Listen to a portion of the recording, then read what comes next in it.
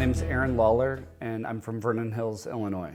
At the age of 21, I was appointed to my local library board. By 23, I was elected president of that board. My career continued and grew, and at 27, I was appointed to a vacancy on my local county board. And I was subsequently reelected in 2010 and 2012. And at that point, I was elected the chairman of the county board, and I was the youngest county board chairman in Lake County's history. I threw myself into my work, and I loved what I did. It was a lot of pressure, but for a while, I responded really positively to that pressure. But the pressure started to really catch up, and I needed an escape. I had been acting out sexually for a long time in a really unhealthy and destructive way. It was always in excess, and it was always less safe.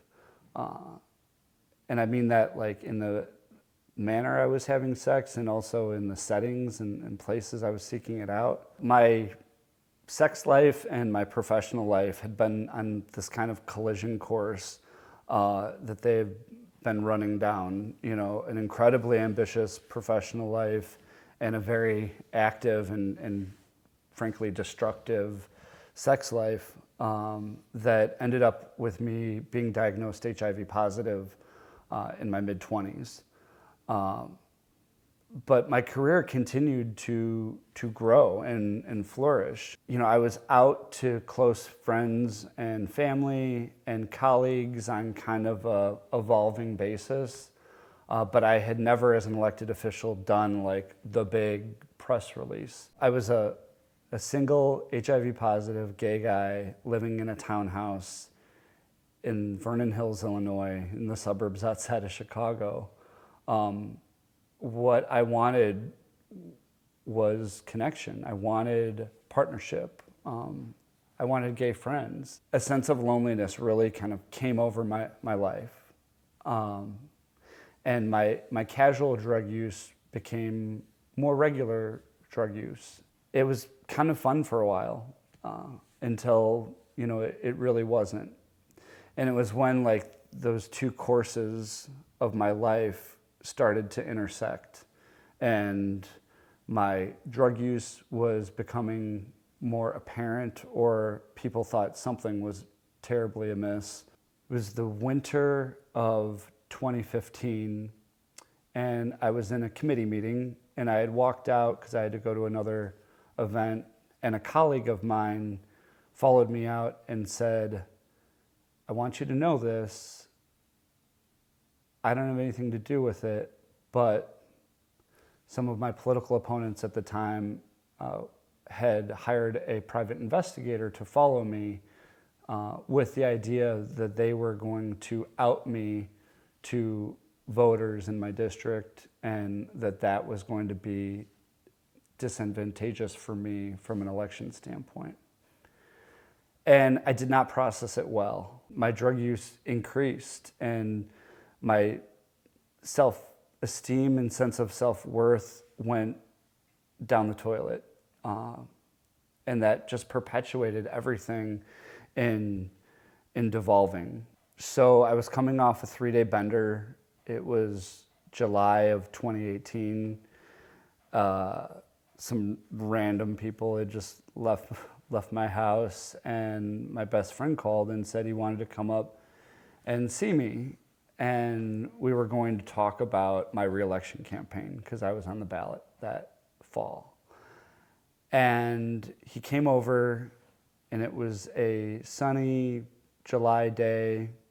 We sat out on my back patio, and it quickly became clear to me that I couldn't find a coherent sentence with two hands and a flashlight, let alone plan a reelection campaign. And he said, "I'm not going to sit here and watch you do this anymore.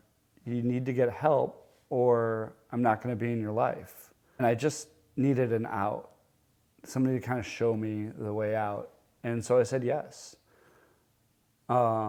what do you want me to do? And then we kind of figured it out, that I was going to call Hazel and Betty Ford and, see what they told me, what they wanted me to do. So I did that and enrolled in their intensive outpatient program and moved into sober living and completely upended my life, sold my house, pulled my name off the ballot for re-election, ended my political career, and was unemployed for a year while I figured things out, and I just focused on staying sober.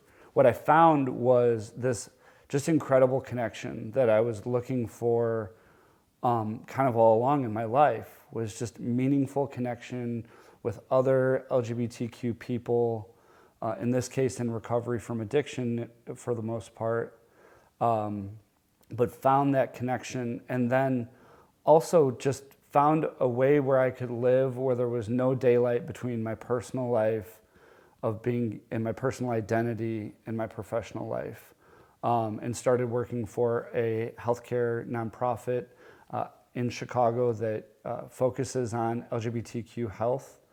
And I didn't need to escape anymore because I was living a life that, one, didn't come with just the very toxic pressure of politics, and also was just 100% authentic, open about my identity, my HIV diagnosis, my being a recovering drug addict. And it's just lifted a lot of shame out of my life, and it's really made kind of all the difference. When I was a young gay guy in Vernon Hills, Illinois, and especially when I became HIV positive, I thought I was the only one on earth that was going through the exact same thing. And what I found in recovery and in working where I work now is that we feel that way, but we are not unique. We all have value, we're all important, but there are other people that are facing the same stories.